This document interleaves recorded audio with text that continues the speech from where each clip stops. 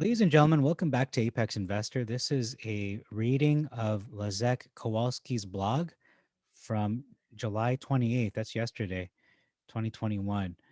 So, what is he talking about in this blog post? Every one of his blog posts have been very good regarding metamaterials.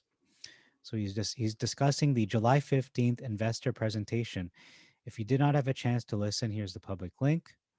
Okay. I was a registered participant during the presentation. Let's get some housekeeping out of the way first. If you did not read the post from July 21, here's the link. And he wrote the following. Do you want research about Meta?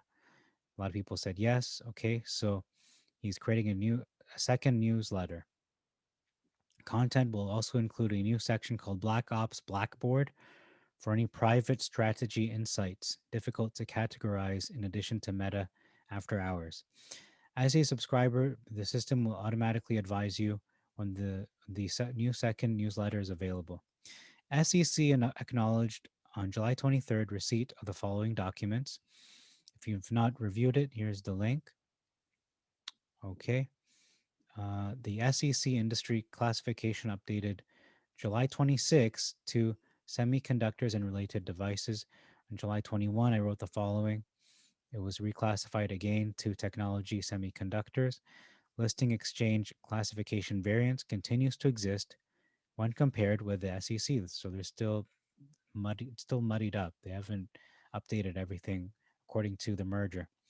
In my opinion, the phrase perception is reality does not necessarily apply to the SEC. This mess continues to sort itself out. We're now into week 5. Just because you can hold the football does not mean you can throw a football. Okay. SEC regulatory policies require all aspects associated with the transaction to be in compliance, which includes brokerages. They can't deviate from that. They have to follow the rules too. Senior management may request SEC confirmation prior to release of the first financial statement on or before September the 8th, which is 71 days after the June 29th 8K document submission. If all administrative tasks associated with the merger are in compliance. Let's talk about the July 15th virtual investor presentation. The opportunity to get your company's name, products, and services in front of institutional investors, family offices, and high net worth retail investors. The definition of institutional investor and high net worth retail investor is self explanatory. The phrase family office refers to those families with significant financial resources that require establishing their own company or family office to manage their assets. July 13th, I wrote the following. In my opinion, the listing on NASDAQ allows the organization a jump off point to be able to explore new growth opportunities. July 9th, the interview on July 9th provided a more in depth perspective, also focusing on investor presentations, and is a positive development. The most critical part will be communicating the technology platform in a way that they will understand. In my opinion, the technology platform was properly communicated during the investor presentation. That was one of my concerns. How is the technology platform going to be communicated and translated to those investors that are attending so that they understand the technology and the revenue model? The presentation was effective. I want to talk more about the licensing revenue model. The following statements were made within the presentation on July the 15th to share the news about the innovations we are co developing. We are industry agnostic. We enable our OEM customers across a range of industries to aerospace. Uh, Aerospace was the first industry we started in to deliver breakthrough performance in new products that we co-develop typically with our partners. In my opinion, the licensing revenue model is strategically solid. Here's why. July 13th, he said, AI, what is AI? Okay, so he's saying that they pretty much patent the way that they create those meta materials. Okay, just paraphrasing, but that's essentially what he's saying. That it's licensing; they get fees. No one can take from meta materials without some trouble there. These additional comments within the July 13th post digital baker. Yeah, I read that before.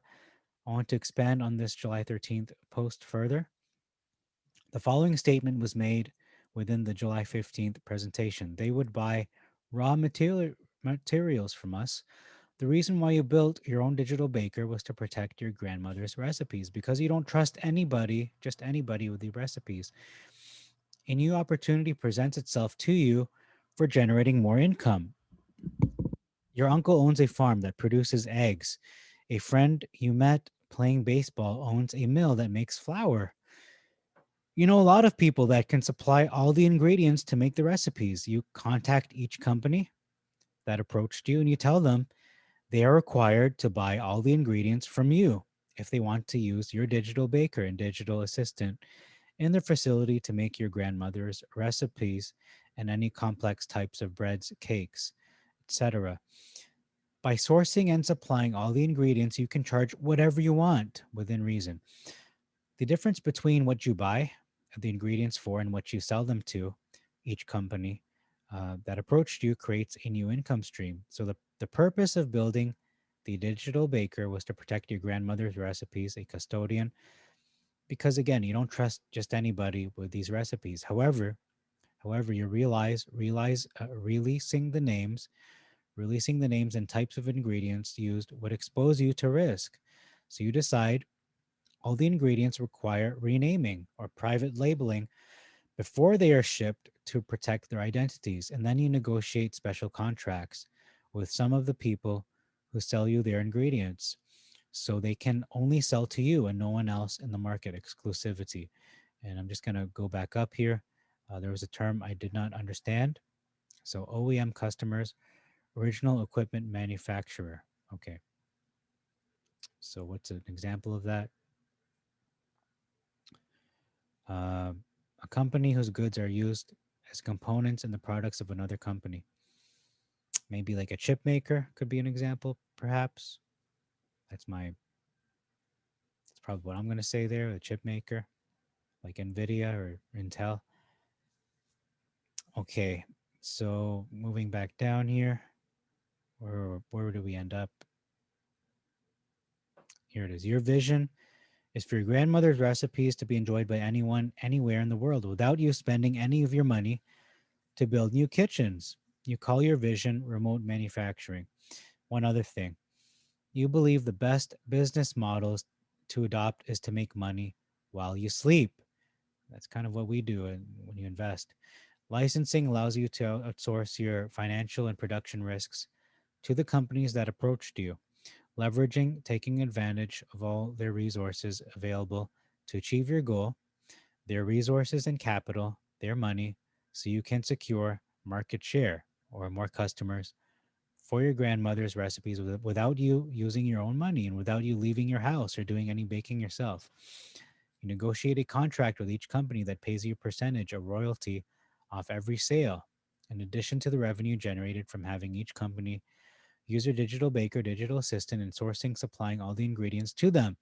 And you earn income at any point during the day, 365 days a year, based on where physical production facilities of each company are geographically located and when they are active. The company that wanted to add chocolate to your grandmother's bread recipe and icing from her pumpkin pie recipe, you negotiate a higher percentage off every sale because your digital baker and the company that approached you developed the new recipe together, co developed.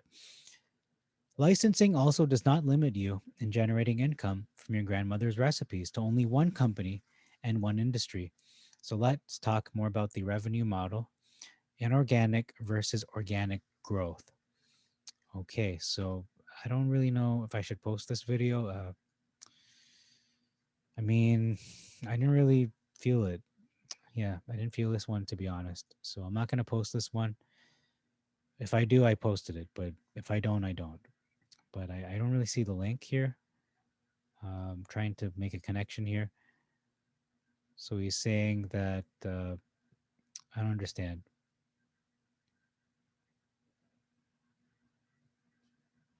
So he's saying that they are doing that outsourcing, or not really outsourcing, but they're Going to charge royalties, so called royalties. So he talked about the brokerages and their ineptitude. And then he was talking about algorithms, making materials for customers, perhaps like Seki Sui is one of those.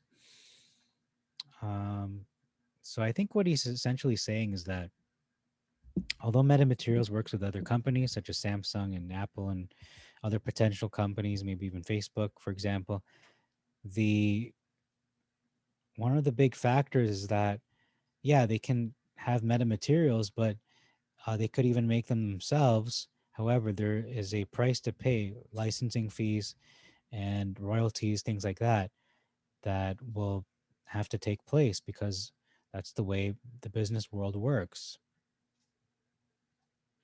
Okay, that makes sense to me. So I guess I'll post this video. It's talking about how metamaterials is not, it's not only them who are going to be making the materials. It could well be, again, this is speculation, I do believe. I don't think this is factual, but he's saying that their processes for making metamaterials, other companies can use that to make things more efficient for them, but there's going to be a fee. There's going to be licensing, royalties, and other things like that that have to be paid. So that is uh, another source of income for metamaterials. It's going to be another revenue stream for them potentially. Okay, that makes sense. Yeah, I can run with that. So thank you again, Mr. Kowalski. We're going to close this video now. I think that does make sense now. It's quite insightful, but I won't say it's his best, but it is still poignant and it is good to know that. So thank you very much for your support. And thank you to Mr. Kowalski. Please visit his blog at powerroadmap.substack.com. And may God bless you and God bless your investments. Until tomorrow, this is Apex Investor signing out.